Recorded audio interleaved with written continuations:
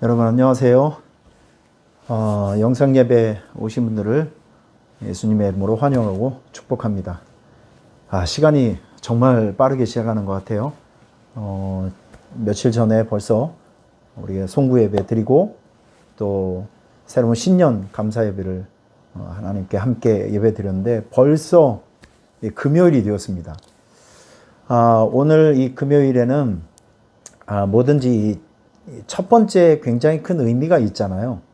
그래서 오늘 저녁에는 8시에 우리가 온라인 기도회를 한번 해보려고 합니다. 지난번에 우리가 각 가정에서 누가복음을 가지고 성경 퀴즈 대회를 했는데 우리 성도님들이 진짜 많이 참여를 하셨어요.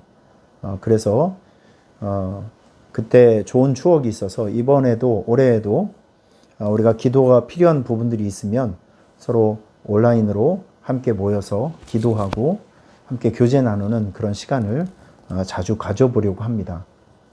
여러분 오늘 일상을 잘 정리하시고 집에 일찍 들어가셔서 8시에 우리 교회에서 다 문자를 이제 보내드릴 테니까 참여하셔서 지금 기도가 필요한 부분들이 굉장히 많이 있으니까 함께 모여서 기도해 주시면, 기도에 참여해 주시면 너무 감사하고 큰 힘이 될 것 같아요.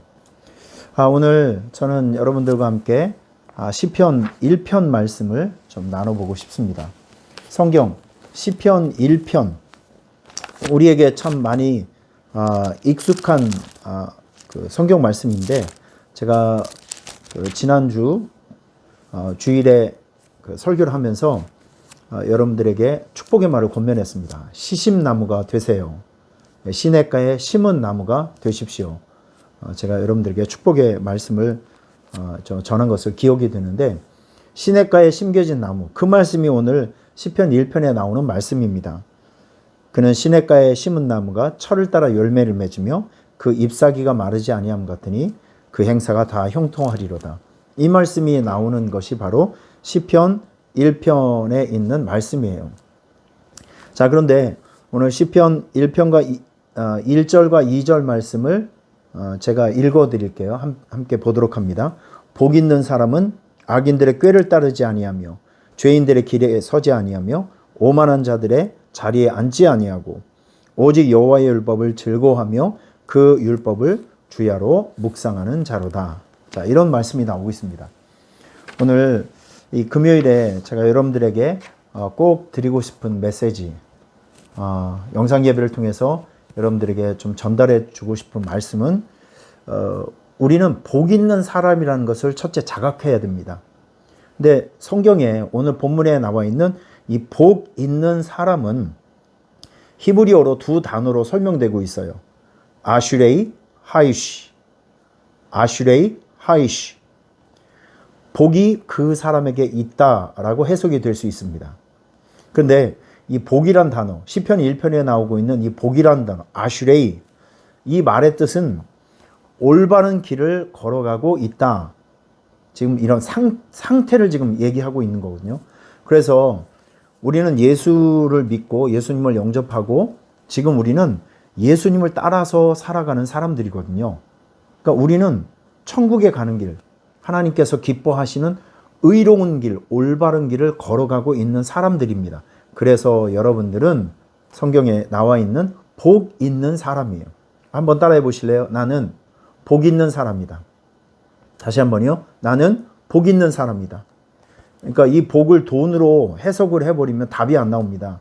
하지만 성경에서 얘기하고 있는 시편 1편에 나오고 있는 복이라는 단어는 예수님을 따라서 살아가는 사람들, 우리 올바른 길을 걸어가고 있는 사람들, 복음의 길을 걸어가고 있는 사람들, 여러분 이 사람을 바로 복 있는 사람이라고 이야기를 하고 있어요. 그러면 오늘 이 시편 1편을 쭉 이제 우리가 읽다 보면 여기에서 우리에게 주는 교훈이 무엇이냐면 이런 겁니다. 복 있는 사람들은 하나님 앞에서 어떤 삶의 자세로 살아가야 하는가? 의로운 길을 걸어가고 있고 예수님의 뒤를 따라 살아가는 우리는 어떤 삶의 태도를 가지고 살아가야 되는가? 이거를 우리에게 차분히 설명해 주고 있습니다. 여러분 저는 여러분들이 예수님의 뒤를 따라가면서 이런 삶의 자세로 살아갔으면 좋겠어요. 그 첫 번째가 무엇이냐면 우리 주님의 자녀들은요. 죄에 대해서는 소극적이어야 하고 하나님에 대해서는 적극적이어야 되어야 합니다. 적극적. 죄에 대해서는 상당히 소극적이어야 하고 하나님에 대해서는 상당히 열정적, 적극적이어야 합니다. 우리가 이런 개념들은 꼭 머리에 두고 살아가야 됩니다. 이게 거꾸로 되면 안 돼요. 죄에 대해서는 상당히 적극적이고 하나님에 대해서는 상당히 소극적이고 이거는 의로운 길, 복 있는 사람의 삶의 태도가 아닙니다. 복 있는 사람은 죄에 대해서는 상당히 경계하고 소극적이어야 하고 하나님에 대해서는 상당히 열정적이어야 하고 적극적이어야 합니다. 이런 삶의 태도가 여러분들에게 꼭 있기를 주님의 이름으로 축원합니다. 여러분, 하나님의 자녀들은요, 복 있는 사람들은 이 세상을 하나님보다 사랑하면 안 됩니다. 세상을 하나님보다 더 사랑하면 안 돼요. 이 세상에 대해서는 상당히 소극적이어야 됩니다. 그래서 요한일서 2장 15절에서 16절을 보면 이런 말씀이 있어요. 이 세상이나 세상에 있는 것들을 사랑하지 말라. 누구든지 세상을 사랑하면 아버지의 사랑이 그 안에 있지 아니하니라. 이런 말씀이 있습니다. 다시 말해서 우리가 세상 것을 너무 좋아하다 보면 그 세상 것이 하나님을 사랑하는 마음을 도둑질해 간다는 것이죠. 이걸 우리가 경계해야 된다는 것입니다. 항상 여러분은 내가 하나님보다 세상보다 하나님을 더 사랑하고 있다는 확신을 가지고 살아가셔야 됩니다. 할렐루야. 그리고 우리 주님의 길을 따라서 살아가는 사람들은요, 악한 자들의 생활에 물들지 않아야 합니다. 악한 자들의 생활에 물들지 않아야 된다. 오늘 시편 1편 말씀 보면 아주 1절, 2절 말씀에 굉장히 중요한 말씀이 나와요. 복 있는 사람은 악인들의 꾀를 따르지 아니하며 죄인들의 길에 서지 아니하며 오만한 자들의 자리에 앉지 아니하고 오직 여호와의 율법을 즐거워하며 그 율법을 주야로 묵상하는 자로다. 우리가 주님의 길을 따라가는 사람들, 복 있는 사람들은요, 세상 사람들과 경계선이 있는 거예요.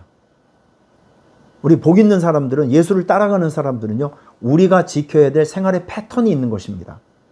예수 믿는 사람들의 삶이 따로 있는 거예요. 여러분들이 생활 습관이라든지 삶을 살아가는 태도라든지 지금 즐기고 있고 누리고 있는 모든 것들이 세상 사람들과 좀 구별되는 것들이 있기를 바랍니다. 우리는 세상에 물들지 않도록 아주 조심하고 살아가야 됩니다. 그리고 세상 사람들이 행하고 있는 악행을 금해야 합니다.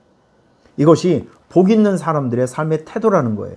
자, 그러면 복 있는 사람들은 하나님 앞에서 가져야 될 태도, 죄에 대해서는 상당히 경계하고 소극적이어야 되지만 반대로 하나님에 대해서, 영적인 일에 대해서, 하나님께서 좋아하시는 사역 부분에 대해서는 상당히 적극적이어야 하고 또한 열정적이어야 합니다.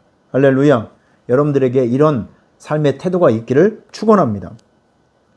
여러분들은 항상 그의 나라와 그의 의를 먼저 구하는 그런 삶의 태도가 있기를 축원합니다. 마태복음 6장에 보면 33절, 34절 이 말씀 보면 너희는 먼저 그의 나라와 그의 의를 구하라. 하나님께서 정말 기뻐하시는 주님의 일을 항상 삶의 우선순위에 올려놓고 살라는 것입니다.